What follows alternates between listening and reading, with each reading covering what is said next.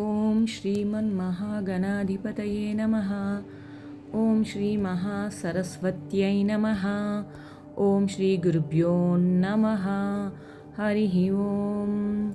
సౌందర్యలహరి 24వ శ్లోకం. జగత్సూతే ధాత హరిరవతి రుద్రః క్షపయతే తిరస్కుర్వన్నేతత్స్వమపి వపురీశస్తిరయతి సదా పూర్వః సర్వం తదిదమనుగృహ్ణాతి చ శివః తవాజ్ఞామాలంబ్య క్షణచలితయోర్భ్రూలతికయోః.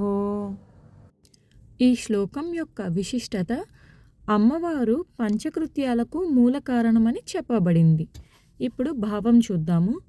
తల్లి జగన్మాత, నీ కనుబొమ్మల స్వల్ప కదలిక ద్వారా అందే ఆజ్ఞను పొంది ఈ సృష్టిలోని దేవతలు తమ బాధ్యతలను నిర్వహిస్తున్నారు.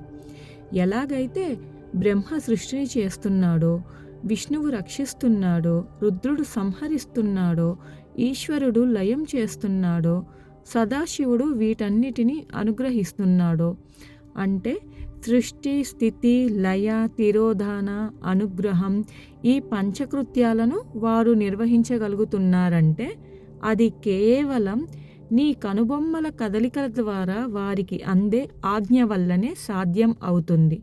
అంటే నీ సంకల్పం లేనిదే ఏ దైవం కూడా తన పనిని చేయలేడు అని అర్థం. ఈ శ్లోకాన్ని నిత్యం భక్తితో పఠించడం వల్ల భూత, ప్రేత, పిశాచ బాధల నుండి విముక్తి లభిస్తుంది. స్వస్తి.